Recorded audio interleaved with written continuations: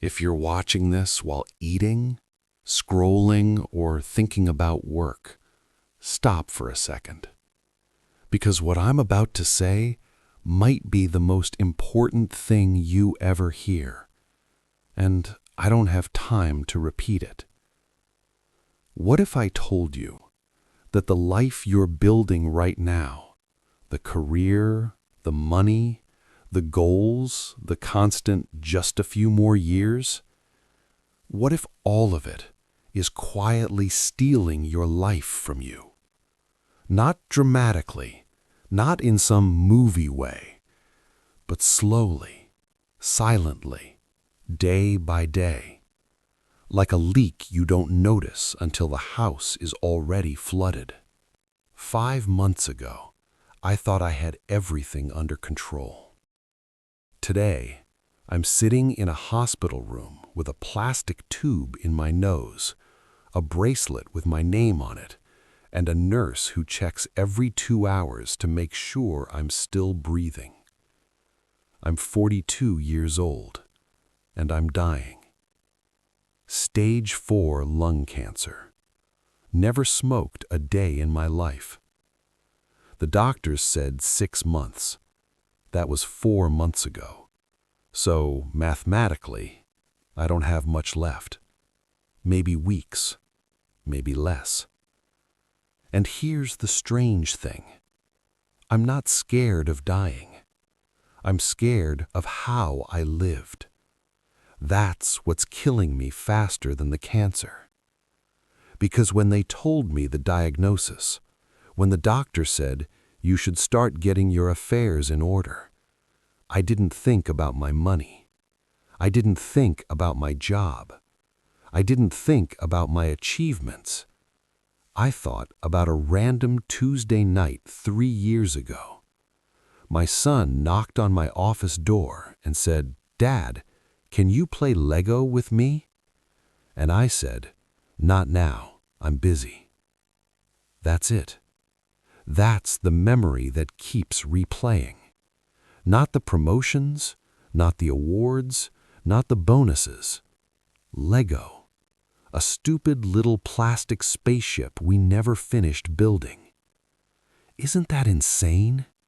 You spend your whole life chasing important things, and at the end, your brain only shows you the moments you skipped. Let me tell you who I was. Because on paper, I won. I really did. I was a tech executive, head of operations at a startup that got acquired. 7 figures after the exit. Big apartment downtown. Nice car. People used to introduce me like I mattered. You know him? He helped build that company. I lived for that sentence. For people being impressed. For LinkedIn titles. For being ahead of everyone else. While everyone else was going home at 6, I stayed until midnight. While my friends took vacations, I answered emails. While my wife asked me to unplug on weekends, I said, "Just 1 more year. Let me secure our future." 1 more year. I've been saying 1 more year for 20 years. Funny thing is, my future ended before my calendar did. And now I'm sitting here staring at this beige hospital wall, realizing something that makes me feel physically sick. I wasn't building a life. I was postponing one. Every day. And the worst part? At the time, it felt responsible. It felt smart. It felt like success. Nobody tells you that the most dangerous decisions in your life don't feel wrong. They feel productive. They feel ambitious. They feel like you're being an adult. Until one day, a doctor looks at you with pity and says, "There's nothing more we can do." And suddenly, all those important emails look ridiculous. All those late nights look stupid. all those sacrifices, meaningless, because none of them are coming with me, not a single one. But the moments I missed, those are staying, and they hurt like hell. And this is the part nobody prepares you for. When you realize you didn't run out of time, you gave it away, piece by piece, for things that never loved you back. And if you think this is going to be some soft, inspirational, cherish every moment speech, it's not. I'm not calm. I'm not wise. I'm angry. Angry at myself, because I can see exactly where I went wrong. And it wasn't one big mistake. It was 1,000 tiny ones. Tiny not nows, tiny laters, tiny I'm busies that added up to an entire life I never actually lived. And I need you to hear this before it's too late for you too, because you still have time. I don't. The strange thing about dying isn't the pain. It's the clarity. Nobody tells you that. You think death will feel confusing or chaotic or dramatic. It doesn't. It feels sharp, like someone finally cleaned a dirty window, and now you can see everything you ignored for years. Lying here for hours with nothing but the sound of machines breathing with you, you replay your life on loop. Not the highlights, not the big wins, just the small, ordinary moments you brushed past like they were nothing. And every single one of them suddenly feels priceless. Last night, I couldn't sleep. Hospital beds are terrible for that. So I just stared at the ceiling and started counting the moments I traded away. There are too many. But some of them won't leave me alone. Like my daughter's 8th birthday. I remember it perfectly now. Not because I was there, because I wasn't. I had a board meeting, huge investors flying in, critical for the future of the company. That's what I told my wife. She said, "Can you at least come for the cake?" And I remember being annoyed like she was asking for something unreasonable. I said, "It's just a kid's party. She won't even remember." God, I actually said that. Do you know what my daughter told me last week? She said, "Dad, that was the year I stopped expecting you to show up." 8 years old. That's when she gave up on me. And I didn't even notice. I was too busy chasing quarterly growth. Do you know what I got instead of that birthday memory? A PowerPoint presentation, some charts, some applause from men in suits I don't even talk to anymore. I can't remember a single slide, but I remember her voice when she said that sentence, crystal clear. It's funny how memory works when you're dying. Your brain deletes the important stuff first. Another one. Saturday mornings. My son used to wake up early, like 6 a.m., and climb into our bed. Every weekend. He'd whisper, "Dad, are you awake?" And I'd pretend to be asleep, because I stayed up late answering emails, because I was tired, because I thought sleep was more important. He stopped coming after a while. I didn't even notice when it stopped. Kids don't complain forever. They just adjust. They learn not to need you. That's the part that breaks me. They didn't get angry. They didn't fight. They just slowly built a life that didn't include me. because I taught them I wasn't available. And at the time, I kept telling myself this lie. I'm doing this for them, for their future, for their security, for their college fund. Isn't that what we all say? But here's the truth nobody wants to admit.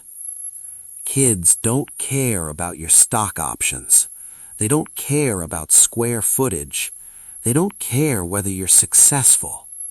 They just want you on the floor building Lego spaceships, or making pancakes, or watching a stupid cartoon together. That's it. That's the whole job. And somehow, I missed it. I optimized everything except the only thing that mattered. I tracked revenue, tracked performance, tracked metrics, but I never tracked time. And time was the only thing I was actually spending. The cruel part is that the world rewards you for this. My boss used to praise me. Man, you're a machine, always available. Always available. Just not for the people who loved me. 2 weeks after my diagnosis, while I was sitting in this same hospital chair, I got an email. Subject line, "Congratulations." They were promoting me to COO, the title I'd been chasing for years, the dream, the proof that all the sacrifice was worth it. I stared at the screen for a long time, waiting to feel proud, waiting to feel something. You know what I felt? Nothing. Then anger. Then this weird, hollow laugh, because the timing was almost funny, like the universe was mocking me.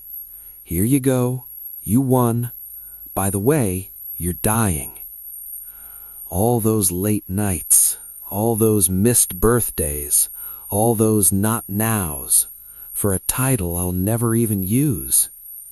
It felt like someone handed me a gold trophy at my own funeral. And that's when it hit me, hard. I didn't sacrifice my life for success. I sacrificed my life for an illusion. Because success doesn't hug you back. It doesn't sit next to your hospital bed. It doesn't hold your hand when you're scared at 3 a.m. People do. And I chose everything except people, over and over. And if you think I'd never make that mistake, I thought that too. Everyone thinks that, right until it's too late. Hospice has a different relationship with time.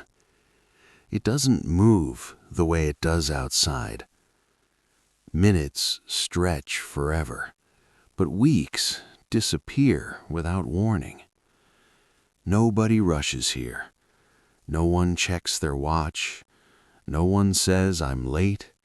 No one talks about deadlines, because there aren't any. Not the kind we used to pretend mattered. And you know what's strange? This is the calmest place I've ever been in my life. For 20 years, I was always running to the office, running to meetings, running to catch flights, running toward promotions that moved further away every time I got close. My whole life felt like a treadmill, faster, faster, faster. If I stopped, even for a second, I felt guilty, like resting meant losing, like slowing down meant falling behind. But now, I physically can't run. I can't even walk to the bathroom without help. And for the first time in my life, I'm still, completely still. And it took being trapped in this bed to realize something that should have been obvious. Most of what we rush for isn't real. A few days ago, I met a man down the hall. His name is Thomas. He's 82, stage 4 lung cancer. Same place as me, same ending. But he's different. Every morning, a nurse wheels him into the common room by the window, and he just sits there, drinking tea, watching birds, smiling, like he's on vacation. The first time I saw him, I actually got annoyed. I thought, how can he be so calm? Doesn't he understand what's happening? So one afternoon, I asked him. I said, "Aren't you scared?" He laughed. Not a nervous laugh, a peaceful one. And he said, "Of course I'm scared, but I already had my life. I'm grateful." Grateful. That word hit me harder than any diagnosis. Because I wasn't grateful. I was angry. Angry at myself, angry at work, angry at how stupid I'd been. Thomas told me about his life. Nothing impressive. No big titles, no fancy career. He fixed washing machines for 40 years. That's it. No corner office, no six-figure bonuses, no awards. But then he started listing things. He said he never missed a single one of his son's baseball games. He took his wife dancing every Friday night. Every Friday, for 35 years. He built a treehouse with his granddaughter last summer. Last summer, at 81. He showed me pictures like a proud kid, and while he was talking, his eyes were shining. Not with regret, with memories. Good ones. Real ones. And I realized something that crushed me. When people here talk about their lives, nobody talks about work. Not one person. Not once. No one says, "I wish I'd answered more emails." No one says, "I should have stayed longer at the office." No one says, "I regret not making more money." They talk about road trips, birthdays, kisses in the kitchen, Sunday mornings, little, boring, ordinary moments, the stuff I used to call unproductive. Turns out, that was the whole point. Yesterday, a nurse asked me what I used to do. I said, "Corporate attorney." She nodded politely. Then she asked, "What did you love doing?" And I froze, because I didn't have an answer. I didn't know. My entire identity was my job title. Without it, who am I? Just a tired man in a hospital bed. And that terrified me, because if you strip away the career, what's left? For Thomas, there's a lifetime of memories. For me, there are spreadsheets, contracts, courtrooms, things that disappear the second you stop showing up. My office replaced me in 3 days. 3. They sent flowers, nice card, wishing you a speedy recovery. They already hired someone else. 20 years of loyalty, replaced in 72 hours. That's when it really sunk in. The company I sacrificed my life for moved on before I even left the hospital. But my daughter, she still waits for me to text back. My wife still holds my hand like I'm the only person in the world. And somehow, I gave them the leftovers. I gave strangers my best hours, and my family whatever was left. How backwards is that? I'm lying here now, staring at the ceiling tiles, listening to the machines beep, and I keep thinking the same thing. I thought I had time. I thought life would start later. I didn't realize. This was it. It was always it. Last night, I couldn't sleep. Hospice is quiet after midnight. Too quiet. No traffic outside, no phones ringing, no emails buzzing, just the soft hum of machines and the sound of your own thoughts getting louder. That's the worst part. When there's nothing left to distract you. No meetings, No deadlines, no noise. Just you and the truth. Sarah was asleep in the chair next to my bed. She insists on staying every night, even though I tell her to go home, even though I tell her I'm fine. We both know I'm not. I watched her sleeping there, curled up under that thin hospital blanket, her hair messy, her face tired, and it hit me like a punch to the chest. This woman gave me 18 years of her life. 18. And I spent most of it saying, not now. After this project, next month, things will slow down soon. Soon. God, I hate that word. Soon is the biggest lie we tell ourselves. Soon is how you miss your kid's childhood. Soon is how marriages quietly fall apart. Soon is how life slips through your fingers while you're busy planning it. I reached over and held her hand while she slept, and I started crying. Not because I'm dying. I've made peace with that. I'm crying because I finally understand what actually mattered, and I understood it too late. Nobody at the end wishes they worked more. Nobody wishes they earned another zero in their bank account. Nobody wishes they answered more emails. They wish for one more dinner, one more hug, one more ordinary Tuesday. That's what hurts. The ordinary days. Because you never realize they're the ones you'll miss the most. This morning, my daughter came before school. She sat on the bed and told me about some dumb drama with her friends. Who said what? Who likes who? Normal teenage stuff. And for the first time in years, I wasn't checking my phone.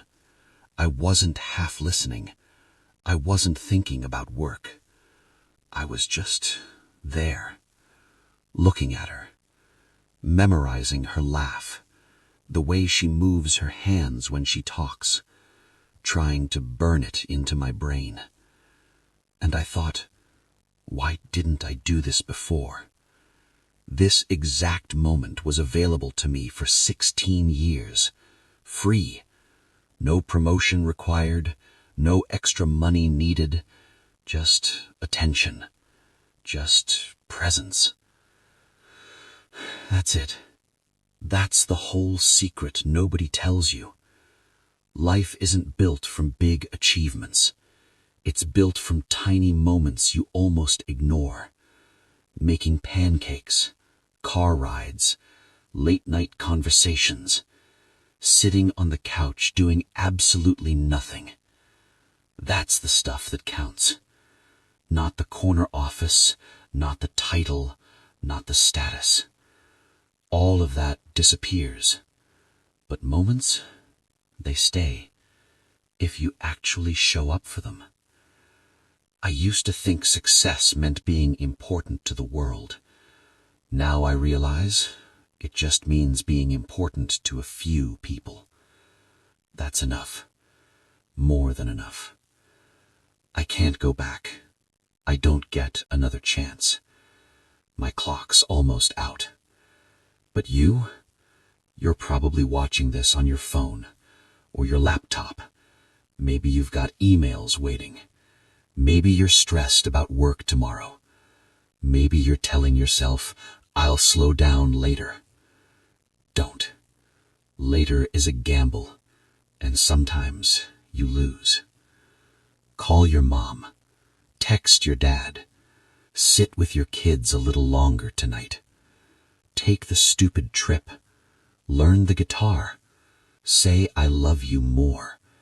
Not when it's convenient. Now.